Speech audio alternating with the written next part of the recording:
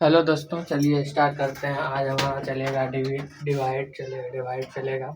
आज सीखेंगे हम मल्टीप्लिकेशन में बहुत सारा चीज़ सीख लिया। आज तो आज सीखेंगे हम लोग भाग कैसे देते हैं। कोई भी संख्या को अगर आपको भाग देने के लिए नहीं आता है तो बड़े से बड़े भाग को आप 2 मिनट में हल कर सकते हैं। देखिए हम लोग कैसे भाग देते हैं। कोई भी संख्या है, जैसे 4/2 देते हैं। इसको देते कैसे हैं? 2 से क्या करते हैं, भाग देते हैं। 2 से इसे घटाते हैं। 4 2 दूनी 4। इस तरह कर करके हम लोग क्या करते हैं, भाग करते हैं। क्या करते हैं, भाग करते हैं। कोई भी संख्या आप लेते हैं, 6 से जैसे 37 में भाग देना है। 6 से भाग दिए, 6 के 36।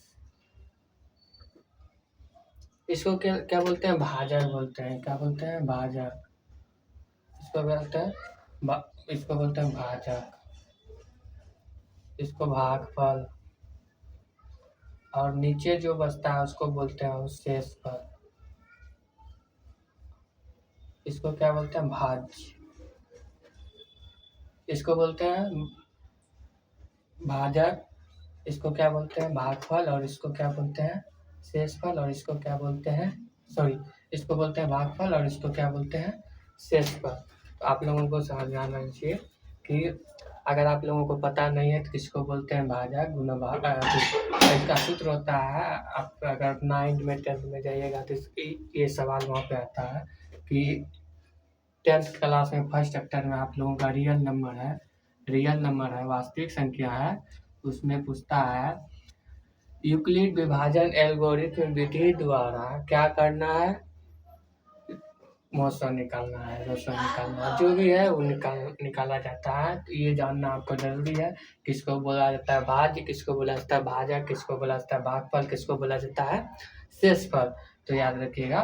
तो भाजक किसको बोला, जिससे हम भाग देते हैं उसको भाजक बोलते हैं। जिसमें हम भाग देते हैं उसको भाज्य बोलते हैं। जो भी भाग देकर हमारा आता है आंसर, उसको क्या बोलते हैं, भागफल बोलता है।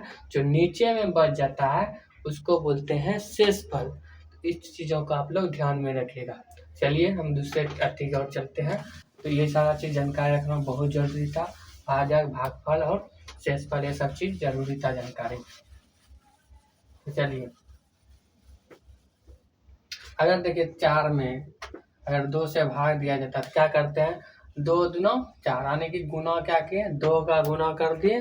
क्या हो गया, ये क्या हो गया, संपूर्ण क्या इसमें लग गया, भाग लग गया। क्या लग गया, संपूर्ण भाग लग गया।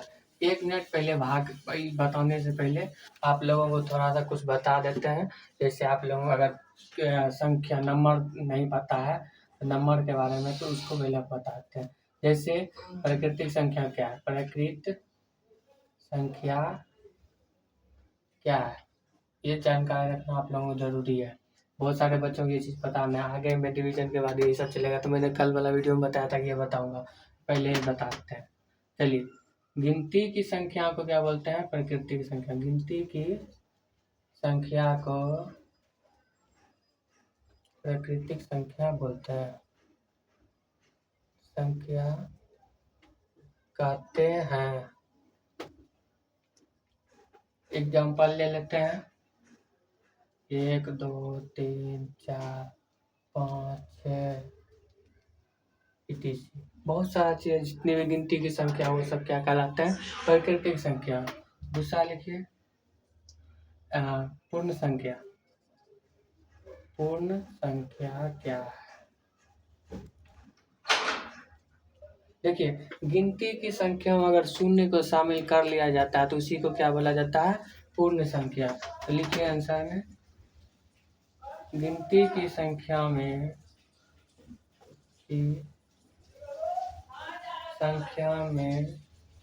शून्य को शामिल कर लिया जाए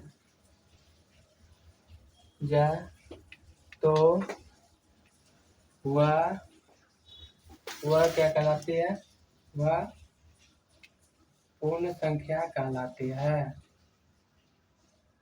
क्या कहलाती है, एग्जाम्पल में ले लीजिए 0 1 2 3 4 5 6, वही हो गया etc। सिर्फ गिनती की संख्या में शून्य को शामिल कर लेने से क्या पूर्ण संख्या वो कहलाती है। तो यहाँ तक आप लोगों को समझ गिनती की 1 2 3 4 5 7 8 9 10 जितनी भी गिनती की संख्या है उसमें अगर शून्य शामिल कर लेंगे तो क्या कहलाएगा? पूर्ण संख्या कहलाएगा। प्राकृतिक संख्या किसे कहेंगे? गिनती की संख्या को ही बोलेंगे क्या? प्राकृतिक संख्या। तो आप लोग इसका स्क्रीनशॉट ले लीजिए, समझ गया ना?